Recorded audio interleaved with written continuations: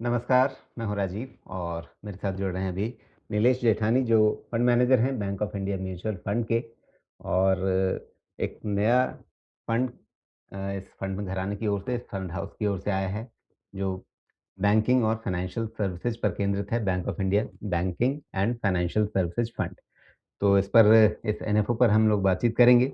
नीलेश जी अभी bank of India mutual fund के multi asset fund का जो इक्विटी वाला हिस्सा है उसको मैनेज कर रहे हैं। साथ ही इसका जो लार्ज कैप फंड है bank of India large cap fund उसके को-मैनेजर हैं को फंड मैनेजर हैं। नीलेश जी बहुत स्वागत है आपका। अभी बैंकिंग और फाइनेंशियल सर्विसेज ये सेक्टर ऐसा है जो अर्थव्यवस्था की और एक तरह से बाज़ार की धुरी है क्योंकि 1/3 हिस्सा इसी सेक्टर का बनता है पूरे मार्केट कैप में। बहुत केंद्रीय सेक्टर कह सकते हैं इसको। तो आप इस फंड को अभी लेकर के आ रहे हैं, इसके पीछे सोच क्या रही है? राजू जी शुक्रिया इंटरव्यू पे बुलाने के लिए।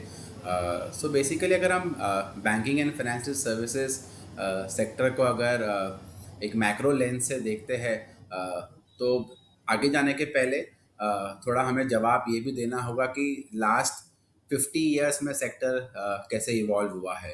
सो अगर मैं लास्ट 50 ईयर्स की बात करूँ, अगर तो 50 साल या 40 साल पहले बैंक्स सेंटर स्टेज पे थे हमारी फाइनेंशियल इकोनॉमी के, जहाँ पे ज़्यादातर वो अर्बन पॉपुलेशन या क्रीमी लेयर ऑफ पॉपुलेशन उसे सर्विस करते थे।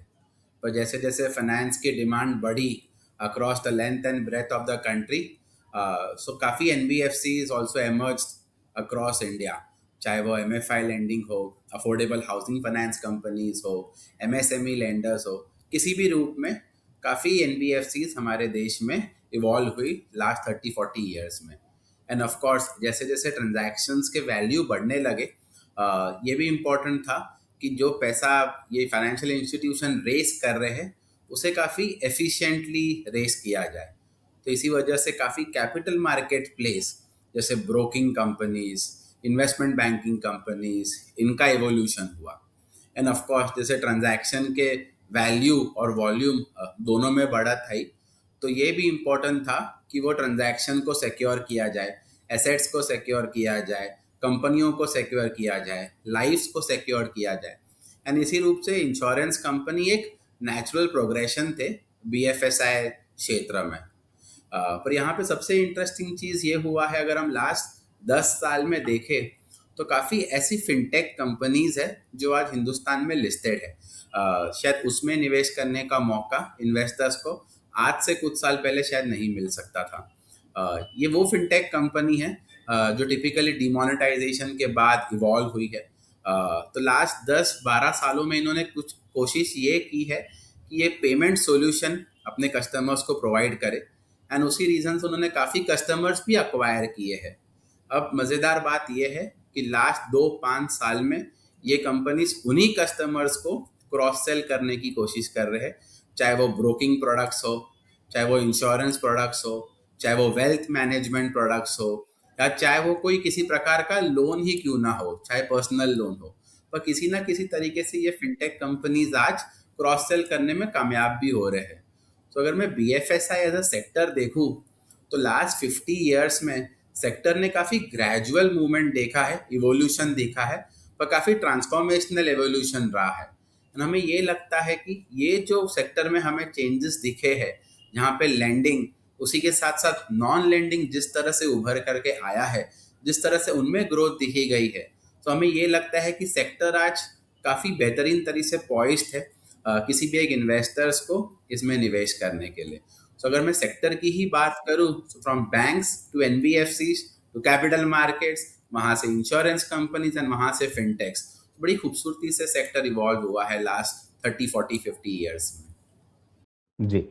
तो जिस तरह से आपने ये पूरा ब्यौरा दिया बीएफएसआई सेक्टर का और उसमें ख़ास तौर पे फ़िनटेक पर आपकी ख़ास नज़र रही। तो क्या ये समझा जाए कि आप जो फंड लेकर के आ रहे हैं, उसके पोर्टफ़ोलियो में भी इस इवोल्यूशन को आप ख़ास तवज्जो देंगे और फ़िनटेक उसमें एक अच्छी जगह रखने वाला है? राजीव जी, मैंने आपको ज़रूर फिनटेक का एग्जांपल दिया, पर अगर मैं रीसेंट ट्रेंड्स देखूं अगर सेक्टर में, तो एक तरह से लेंडिंग जहां पे बैंक्स एंड एनबीएफसीज है, वहां पे हमने इवोल्यूशन दिखाई है। पर शायद मैं फिनटेक्स के अलावा आपको कुछ और एग्जांपल भी यहाँ पे देना चाहूँगा। अगर मैं नॉन लेंडिंग की बात करूँ तो यहाँ पे कैपिटल मार्केट्स, इंश्योरेंस कंपनी, इनका भी काफ़ी बड़ा कंट्रीब्यूशन है बीएफएसआई के मार्केट कैप में। अगर मैं कैपिटल मार्केट्स कंपनी ही देखूँ यहाँ पे, सो लास्ट अगर हम 10 साल का डेटा देखते हैं तो इंडिया की जो ट्रेडिंग एक्टिविटीज़ है, कैश या फ्यूचर ऑप्शन का हम लोग जो वॉल्यूम देखते हैं, उनमें लगभग 5x ग्रोथ आई है लास्ट 10 ईयर्स में। तो अगर मैं इसी डेटा को इंडिया की डेमोग्राफिक्स के रूप में देखूं, तो जहां आज इंडिया का पॉपुलेशन 145 करोड़ है, उसी के सामने लगभग 80 करोड़ पैन कार्ड आज इंडिया में इशूड है। And in 80 crore pan card के सामने केवल 11 करोड़ लोग हैं जो कैपिटल मार्केट्स में इन्वेस्ट करते हैं। तो हमें कहाँ ना कहाँ ये दर्शाता है कि सेक्टर काफ़ी अंडर पेनिट्रेटेड है एंड काफ़ी long runway of growth available है। मैं आपको म्यूचुअल फंड इंडस्ट्री का भी ऐसे ही एक एग्जांपल देता हूँ, जहाँ म्यूचुअल फंड कंपनीज का एसेट लास्ट 10 साल में लगभग 6 गुना हुआ है। पर अगर हम यही इंडिया की डेमोग्राफिक्स देखें, तो जहाँ 80 करोड़ पैन कार्ड इशूड है, वहाँ पे केवल 5.4 करोड़ ऐसे यूनिक म्यूचुअल फंड इन्वेस्टर्स है। तो यहाँ पे भी हमें काफ़ी अंडर पेनिट्रेशन दिखता है एंड यही समझ में आता है कि अभी भी काफ़ी long runway of growth available है। तो from a portfolio construct perspective, yes, अगर मैं पोर्टफोलियो देखूं तो लेंडिंग एंड नॉन लेंडिंग का एक बराबरी वाला मिक्स होना चाहिए, जहां पे लेंडिंग आपके पोर्टफोलियो को स्टेबिलिटी देने में हेल्प करेंगे एंड वहीं बचा हुआ नॉन लेंडिंग वाला पोर्शन वो काफ़ी हैवी लिफ्टिंग में हेल्प करेगा, जो आज भी 40-50% रिटर्न ऑन इक्विटी दे रहे हैं एंड वो आज भी 3 to 4x compare to GDP growth rate दर्शा रहे हैं। सो ऐसा मिक्स हमें लगता है कि ये बेटर होना चाहिए। ऑफ कोर्स नॉन लेंडिंग में फिनटेक्स भी एक बड़ा पोर्शन होना चाहिए पोर्टफोलियो का। जी। तो नीलेश जी, जो आपका बेंचमार्क होगा उसके कंपैरिज़न में मतलब आपका पोर्टफ़ोलियो कितना अलग होगा? और अ, उसके बीएफएसआई चूँकि कई तरह के सेक्टर्स हैं जिनका आपने ज़िक्र कर ही दिया है। सेक्टर के अंदर कई सब सेक्टर हैं। तो उनमें किधर आप थोड़ा कम झुकाव रखेंगे, किधर थोड़ा ज़्यादा झुकाव रखेंगे अपने पोर्टफ़ोलियो में कंपेयर्ड टू बेंचमार्क? बराबर। अगर हम कोई भी बीएफएसआई फंड देखें, तो इसका benchmark Nifty financial services index होता है। And अगर मैं निफ्टी फाइनेंशियल सर्विसेज इंडेक्स की ही बात करूं, तो यहाँ पे लगभग 70-75% बैंक्स एंड एनबीएफसीज है एंड बैलेंस 20-25% नॉन लेंडिंग है। वो एसेट मैनेजमेंट कंपनीज हो, कैपिटल मार्केट्स कंपनीज हो, इंश्योरेंस हो या फिनटेक हो।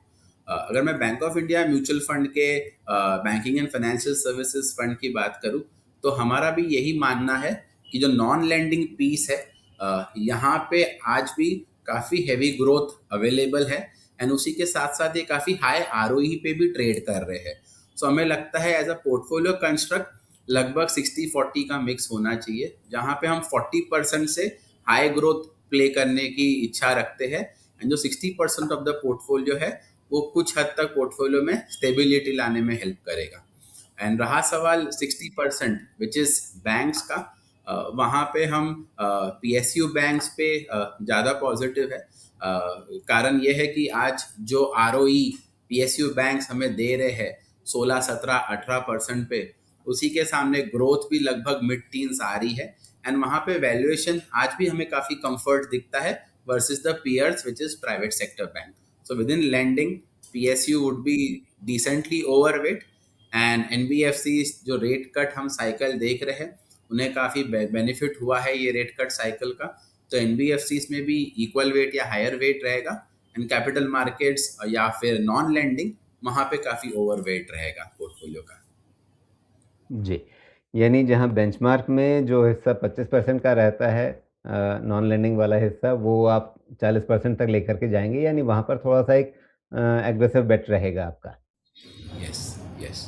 जी, बिल्कुल। आपके प्रेज़ेंटेशन में मैं एक दिलचस्प बात ये देख रहा था कि 2005 से 2025 के बीच में भारत की अर्थव्यवस्था देखें, तो वो 10 गुना हुई है। लेकिन इस बीच में अगर शेयर बाज़ार का पूरा मार्केट कैप देखें, वो 24 गुना हो गया है लगभग। और बीएफएसआई ने उसके कंपैरिज़न में उससे भी दोगुना लगभग 50 गुना बढ़त दिखाई है। तो ये जो कह सकते हैं कि जीडीपी के मुकाबले बाज़ार का तेज़ बढ़ना और बाज़ार के मुकाबले बीएफएसआई सेक्टर का तेज़ बढ़ना इसके पीछे क्या कारण रहे हैं? और आगे चल कर के जैसा आप अपने डिस्क्लेमर में हमेशा कहते हैं पास्ट परफॉर्मेंस इज़ नॉट तो हमेशा आपको पास्ट परफॉर्मेंस नहीं देखना है। क्या भविष्य के अनुमान इसी दिशा में जाएँगे या कुछ अलग रहेंगे? Got it. राजीव जी, बड़ा इंटरेस्टिंग क्वेश्चन है ये। आपने बिल्कुल सही तरीके से हाईलाइट किया। जहाँ पे इंडिया की जीडीपी लास्ट 20 ईयर्स में 10 गुना हुई है, उसी समय में इंडिया का ओवरऑल मार्केट कैप लगभग 24x की बढ़त ली है। एंड उसी समय में अगर मैं बीएफएसआई कंपनीज के मार्केट कैप देखूँ तो ऑफकोर्स वहाँ पे 50x ग्रोथ हुआ है। सो कहाँ ना कहाँ हमें ये समझना चाहिए, इन द पास्ट अगर हम देखें तो सेक्टर काफ़ी अच्छे से लेवरेज प्ले कर पाता है इन दी ओवरऑल ग्रोथ।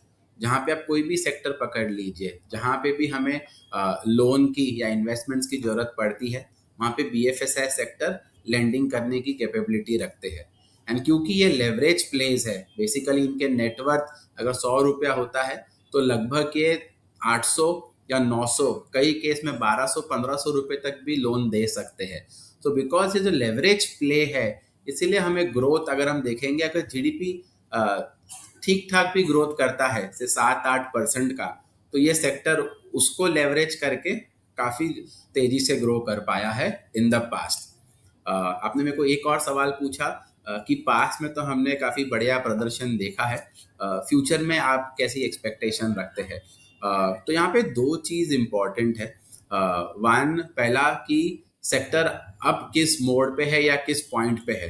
तो अगर हम लास्ट 3 या 4 साल की ही बात करें, सारे बैंकों ने इंडिया का जो बैंकिंग का ओवरऑल डेटा आता है आरबीआई की तरफ से, वहाँ पे हम देखें अगर तो लास्ट 3-4 सालों में काफ़ी बैंकों ने अपनी आरओई में अच्छी बढ़त ली है। एंड आज वो 13 से 15% के बीच में आरओई पे ट्रेड कर रहे हैं। ये लगभग आज ग्लोबल कंपेरेबल है।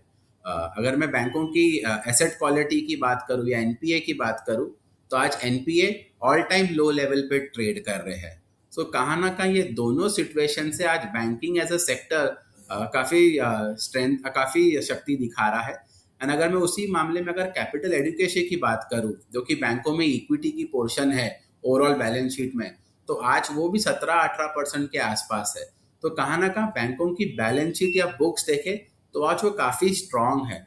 एंड उसी के साथ साथ अगर मैं वैल्यूएशन देखूँ सेक्टर का, अगर मैं सिर्फ निफ्टी फाइनेंशियल सर्विसेज की ही बात करूँ, तो वही अपने लॉन्ग टर्म एवरेज जो 2.7 होता है प्राइस टू बुक वैल्यू में, आज वो 2.4 पे ट्रेड कर रहा है। निफ्टी से भी कंपेयर करूँ मैं, तो निफ्टी 3 टाइम पे ट्रेड कर रही है, वहाँ पे निफ्टी फाइनेंशियल सर्विसेज 2.4 पे कर रहा है। तो कहाँ ना कहाँ आज सेक्टर में वैल्यूएशन काफ़ी अट्रैक्टिव है। और यहाँ पे बेस्ट पार्ट है, अगर मैं बैंकों की बात करूँ, तो अगर बैंक एमएससीआई इंडेक्स देखूँ तो आज वो 40% डिस्काउंट पे ट्रेड कर रहा है वर्सेस इंडिया एमएससीआई इंडेक्स। ये डिस्काउंट हमेशा 20 या 22% का होता है। तो बिकॉज हमें ग्रोथ दिख रही है आने वाले समय में एंड वैल्यूएशन भी अट्रैक्टिव है, तो हम काफ़ी पॉजिटिव है lending as a space and financial services as a space पे। जी, तो नीलेश जी ये जो अंडर वैल्यूएशन है, वो किस हिस्से से ज़्यादा आ रहा है? क्योंकि जब हम फ़िनटेक वगैरह की बात करते हैं, तो वहाँ पर तो अक्सर हमें काफ़ी एक्सेस वैल्यूएशन की चर्चाएँ ही बाज़ार में ज़्यादा सुनने को मिलती हैं। जहाँ पर आप ज़्यादा एग्रेसिव बेट लेने की बात कह रहे हैं कि वो एक हाई ग्रोथ और हाई एग्रेसिव सेगमेंट रहेगा। लेकिन फिर ये पूरे इंडेक्स के अंदर जो अंडर वैल्यूएशन है फाइनेंशियल सर्विसेज़ में, वो किस हिस्से से ज़्यादा आ रहा है? क्या वो पीएसयू सेगमेंट है, जहाँ पर सबसे ज़्यादा आपने कहा कि अपॉर्च्युनिटी दिख रही है ग्रोथ भी है और वैल्यूएशन भी ठीक है, क्या अंडर वैल्यूएशन वहीं से ज़्यादा खिंच कर के आ रहा है? Got it. अगर मैं अंडर वैल्यूएशन की अगर यहाँ बात करूँ, तो अगर हम सिर्फ बैंकों की बात करें, तो आज जो निफ्टी का जो वैल्यूएशन है वो काफ़ी ऊपर चले गया है बेसिस अदर सेक्टर्स में जो हमने ग्रोथ देखी है पोस्ट कोविड। पर बैंक्स में क्या हुआ बेसिकली, लास्ट 2 साल अगर मैं calendar year 23 and calendar year 24 की बात करूँ, तो आरबीआई की तरफ से काफ़ी चैलेंजिंग रेगुलेशंस थे। चाहे वो अनसिक्योर्ड लेंडिंग पे रोक लगाना था, चाहे वो एमएफआई में जो प्रॉब्लम्स थी, तो उस रीज़न से काफ़ी हद तक चैलेंजेस रेगुलेटर के साइड से स्ट्रिंजेंट पॉलिसीज़ को लेके ये सेक्टर ने काफ़ी देखा है। तो उस वजह से आज ये सेक्टर काफ़ी अट्रैक्टिव हो गया है। और अगर मैं कैपिटल मार्केट्स की यहाँ पे बात करूँ, तो बेझिझक आपने बहुत ही सही तरीके से पॉइंट किया कि सेक्टर आज काफ़ी ओवर वैल्यूएशन में दिखता है, या उनके ही अगर मैं लास्ट 5 साल का वैल्यूएशन देखूं तो कहाँ ना कहाँ आज वो अपर बैंड पे है अपने लास्ट 5 साल के वैल्यूएशन को अगर देखेंगे तो। पर राजीव जी यहाँ पे एक और चीज़ हमें इम्पोर्टेंट जो देखनी चाहिए। आज जो आपका निफ्टी है वो 15 या 16% आरओई डिलीवर करता है, पर यही मैं कोई भी कैपिटल मार्केट्स नाम उठा लूँ, आज वहाँ पे आरओई 30 to 50% है। मतलब आप एक बिजनेस से 30 या 50% पे अपनी इक्विटी को कंपाउंड कर रहे हैं। एंड उसी के साथ जैसे मैंने वो कुछ एग्जांपल्स दिए, चाहे वो म्यूचुअल फंड इंडस्ट्री हो या ब्रोकिंग इंडस्ट्री हो, आज जो अंडर पेनिट्रेशन है जो हमने पैन कार्ड के एग्जांपल से देखा, तो कहाँ ना कहाँ ये इन्वेस्टर्स का कॉन्फिडेंस ही है इस सेक्टर में जो उसे हायर वैल्यूएशंस पे ट्रेड करा रहा है। हमारा मानना ये है क्योंकि ये सेक्टर्स आने वाले समय में जीडीपी से 3 to 4x रेट पे ग्रो करने में काबिल या पॉसिबल रहेगा इन सेक्टर में ये ग्रोथ, तो ये वैल्यूएशंस हमें काफ़ी हद तक जस्टिफाइड लगती है। तो यस, जो अंडर वैल्यूएशन है निफ्टी फाइनेंशियल सर्विसेज का, वो काफ़ी हद तक बैंकों के वजह से आ रहा है। एंड रहा सवाल जो valuation on a higher band है नॉन लेंडिंग पीस पे, हमें लगता है जो अंडर पेनिट्रेशन है एंड जो हाई आरओई ये सेक्टर्स थ्रो करते हैं फॉर द इन्वेस्टर्स, हमें वो वैल्यूएशन जस्टिफाइड लगते हैं of course in certain pockets. जी। तो इस सेक्टर में फ़ोकस करने वाले कई सारे दूसरे फंड्स भी हैं, दूसरे फंड हाउसेस के। Bank of India banking and financial services fund, ये अपने पीयर्स के मुकाबले कहाँ अलग रहेगा और कहाँ पर आपको एक जो ऑब्वियसली आप एक सेक्टर स्पेसिफिक फंड हैं, तो आप काफ़ी हद तक उसी सेक्टर के अंदर ही अपॉर्च्युनिटीज़ देखेंगे, तो मेल भी खाएगा। लेकिन कहाँ पे आप थोड़ा-सा दूसरों से अलग रहेंगे? राजीव जी, ये मेरे ख्याल से आपके व्यूअर्स के लिए, हमारे व्यूअर्स के लिए सबसे इम्पोर्टेंट क्वेश्चन है। सो राजीव जी, मेरा ये मानना है, अगर मैं लास्ट 10-20 साल का ट्रेंड देखूँ, B F S I as a sector यहाँ पे कुछ भी यूनिकनेस नहीं है। हम लास्ट 10-20 साल में देख ले, बैंकों ने कोई भी इनोवेटिव प्रोडक्ट्स नहीं लॉन्च किए हैं। ये वही पुराने टाइप्स के प्रोडक्ट्स है जो साल भर साल चलते आ रहे हैं। तो ये सेक्टर अगर हम देखें, यहाँ पे इनोवेशन की कोई क्षमता नहीं है, यहाँ पे एग्जीक्यूशन को पूरे मार्क्स मिलते हैं। अगर आप बेसिकली एफिशिएंटली पैसे रेस कर पाओ एक लोअर रेट पे, एंड आप पैसे एफिशिएंटली लेंड कर पाओ, एंड आपके दिए हुए सारे लोन अगर आप एफिशिएंटली उसे कलेक्ट कर पाओ, तो मार्केट आपको रिवॉर्ड करता है। बेसिकली हम इस फंड में या इस सेक्टर में हम हाई एग्जीक्यूशन या हाई एग्जीक्यूटर जो कंपनीज है हम उनमें बिलीफ रखते हैं। तो बेसिकली ऐसी कंपनियां जो हाई आरओई अर्न करती है, sustainable super cash flow earn करने में पॉसिबल रहे हैं इन लास्ट 5, 10, 20 ईयर्स, एंड उसी के साथ साथ उनका अगर एग्जीक्यूशन ट्रैक रिकॉर्ड काफ़ी बढ़िया है, तो ऐसी कंपनियां ये पोर्टफोलियो का पार्ट बनेंगे। हमारा मानना ये है कि in this sector execution is the most important piece. तो कहाँ ना कहाँ हम बैंक्स एंड कैपिटल मार्केट्स या नॉन लैंडिंग का ऐसा मिक्स रखेंगे जहाँ पे जो बैंक्स या लार्ज एनबीएफसी काफ़ी बेहतरीन तरीके से परफॉर्म कर पाए हैं इन लास्ट 10, 15, 20 ईयर्स, उनका वेट काफ़ी हायर रहेगा। उसी के साथ साथ हमें फिनटेक्स एज अ सेक्टर में काफ़ी इंटरेस्ट है। हमने देखा है जो अदर इंटरनेट कंपनीज है, जब वो लॉस टू प्रॉफिट की जर्नी उन्होंने विटनेस की थी, तो काफ़ी वेल्थ क्रिएट हुआ था इन्वेस्टर्स का। हमें हमारा ऐसा मानना है in the B F S I space, in the fintech space भी ऐसी काफ़ी कंपनीज है जो आज शायद लॉस रिपोर्ट कर रही है या छोटे प्रॉफिट्स रिपोर्ट कर रही है, पर जैसे जैसे इनमें ग्रोथ आएगी एंड ऑपरेटिंग लेवरेज का प्ले किक इन होगा, सो इनके प्रॉफिट्स भी मल्टी एक्स ग्रो करेंगे आने वाले समय में। So fintechs and good executing high are companies ये पोर्टफोलियो का ज़्यादातर हिस्सा रहेंगे, एंड हमें लगता है कि ये एग्जीक्यूशन कैपेबिलिटी आने वाले समय में इन्वेस्टर्स को हेल्प करेंगे। जी। जब कोई नया फंड आता है तो उसके पोर्टफोलियो का एक बेस बनने के लिए शुरू के 3, 4, 6 महीने जो हैं वो बहुत महत्वपूर्ण रहते हैं।